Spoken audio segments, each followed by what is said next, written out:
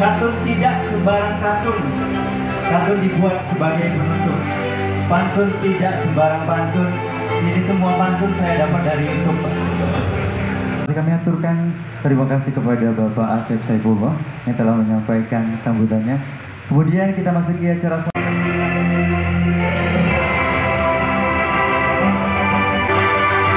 menyelenggarakan kegiatan bakti sosial nelayan di halaman kantor Pelabuhan Perikanan Samudra Belawan. Dengan menadahkan kedua tangan, kami memohon rahmat serta ridha-Mu ya Allah. Berkahi acara ini, berkahi setiap langkah dan perbuatan kami. Jadikan ini semua bernilai ibadah di hadapan-Mu. Oke, Pak, pada Bapak kami untuk dapat. Kami sangat mengapresiasi para nelayan sebagai tulang punggung produksi perikanan tangkap nasional. Bapak Ibu hadirin yang saya hormati, kegiatan perikanan tangkap di Provinsi Sumatera Utara menjadi salah satu kontributor produksi perikanan tangkap, yaitu 366.549 ton dari total produksi nasional tahun 2022, yaitu 7.339.551 ton atau menyumbang sekitar 5% dari produksi perikanan nasional, statistik KKP 2022. Untuk itu saya mulai dari beragam tantangan yang saat ini kita hadapi dalam subsektor perikanan tangkap nasional yang harus atasi bersama agar bertransformasi menjadi jauh lebih terukur, maju dan berkelanjutan, dan benar-benar bisa menjadi salah satu tulang punggung perekonomian nasional. Ragam tantangan tersebut antara lain, yang pertama, jumlah kapal perikanan yang semakin banyak dari waktu ke waktu. Namun hal ini belum mengindikasikan adanya titik manfaat yang optimum baik bagi nelayan, pelaku usaha, dan masyarakat pada umumnya, bagi penerimaan negara maupun bagi berkelanjutan sumber daya ikan itu sendiri. Seperti halnya dengan kapal-kapal perikanan, saya melihat nelayan kecil mempunyai ruang gerak penangkapan ikan yang sangat terbatas. Usaha penangkapan yang belum maju dan berkelanjutan karena belum berorientasi pada mutu yang setinggi-tingginya, tapi cenderung pada pengejaran volume produksi yang sebesar-besarnya. Ikan yang ditangkap ukurannya semakin kecil dan sulit didapat. Daerah penangkapan ikan yang semakin jauh, yang otomatis menyebabkan trip penangkapan yang semakin lama dan semakin operasional penangkapan ikan yang menjadi tidak efisien. Adanya konflik nelayan antar daerah terkait dengan penggunaan alat tangkap dan daerah penangkapan ikan, serta masih banyak lagi permasalahan-permasalahan lainnya. Ragam tantangan tersebut harus kita urai satu persatu dan kita carikan solusi. Kita yakin apabila kita semua bersinergi, maka kita bisa melakukan lompatan dalam perbaikan tata kelola perikanan nasional secara fundamental. Bapak, Ibu, dan hadirin yang saya hormati, dengan latar belakang tersebut, Kementerian Kelautan dan Perikanan beserta seluruh pemangku kepentingan mencanangkan inisiatif penting dan strategis, yaitu kebijakan ekonomi biru. Filosofi dari kebijakan ini adalah menggabungkan aspek biologi, ekologi, sosial, dan ekonomi yang seimbang dalam tata kelola kelautan dan perikanan nasional, yang selanjutnya dijabarkan ke dalam 5 grand design pengelolaan kelautan dan perikanan, yaitu yang pertama, penambahan luas kawasan konservasi laut dengan target 30% luas laut Indonesia. Yang kedua, penangkapan ikan terukur berbasis kuota dan zona penangkapan ikan. Yang ketiga, pengembangan budidaya ikan di kawasan laut, pesisir, dan darat yang berkelanjutan dan ramah lingkungan. Yang keempat, pengelolaan dan pengawasan wilayah pesisir dan pulau-pulau kecil secara berkelanjutan. Yang kelima, pembersihan sampah plastik di laut melalui gerakan partisipasi nelayan dan masyarakat.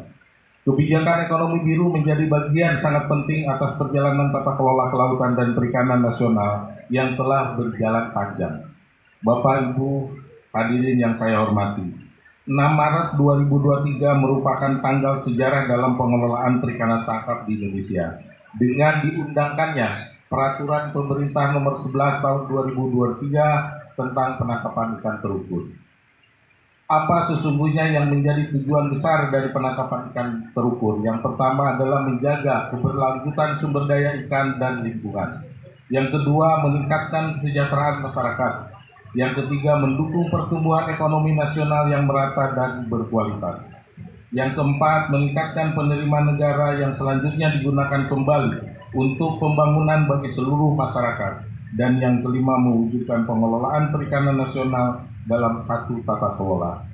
Oleh karena itu, melalui penangkapan ikan terukur, pengelolaan sumber daya ikan diharapkan mampu mewujudkan titik manfaat yang optimum dan berkelanjutan, yang manfaatnya dapat dirasakan oleh seluruh masyarakat. Bapak Ibu hadirin yang saya hormati, bagian dari aspek sosial dan ekonomi dalam kebijakan penangkapan ikan terukur, kita menciptakan berbagai kegiatan yang dapat memantik pengembangan ekonomi rumah tangga nelayan dalam bentuk perlindungan dan pemberdayaan nelayan. Bakti nelayan dan fasilitasi asuransi nelayan mandiri merupakan salah satu bentuk perlindungan dan pemberdayaan yang dilakukan oleh pemerintah kepada masyarakat nelayan. Selain bakti nelayan dan fasilitasi asuransi mandiri, Ditjen Perikanan Tangkap juga memiliki banyak program lainnya, antara lain bantuan alat tangkap, mesin kapal perikanan, bimbingan teknis diversifikasi usaha nelayan, fasilitasi permodalan usaha nelayan, sertifikat hak atas tanah nelayan, pengembangan kelembagaan nelayan melalui koperasi nelayan, hingga pengembangan kampung nelayan maju. Kampung nelayan modern Kalami yang kemarin diresmikan oleh Bapak Presiden Republik Indonesia. Melalui Kalaju dan Kalamo, kita ingin mengembangkan kampung nelayan menjadi lebih maju, bersih, higienis, dan tata serta disinergikan dengan peningkatan produktivitas dan kapasitas usaha nelayan agar menjadi lebih sejahtera. Lebih dari 79 lokasi pada tahun 2023 ini kita sasar untuk pelaksanaan Kalaju di Provinsi Sumatera Utara sendiri. Setidaknya akan kita laksanakan di Desa Jaring Halus, Kecamatan Secanggang, Kabupaten Lakar. Nanti kita akan bangun kampung nelayan maju. Tentu saja kami sangat berharap dukungan dari seluruh pemangku kepentingan, baik itu pemerintah daerah, kementerian atau lembaga terkait, para pelaku usaha, juga peran penting para nelayan. Sekali lagi, saya yakin dengan sinergi kita bersama, kita mampu melakukan transformasi ini dengan sebaik-baiknya, sehingga tujuan besar kita untuk mewujudkan perikanan tangkap nasional yang semakin maju, berkelanjutan, dan mensejahterakan dapat benar-benar kita wujudkan. Bapak, Ibu hadirin yang saya banggakan, saya mengucapkan terima kasih kepada Bapak Gubernur Provinsi Sumatera Utara, Wali Kota Medan, Bapak Pangdam, Pak Kapolda, Kepala Dinas Kelautan dan Perikanan Provinsi Sumatera Utara, dan tim KKP Pusat, serta seluruh pihak yang telah mendukung terlaksananya kegiatan ini.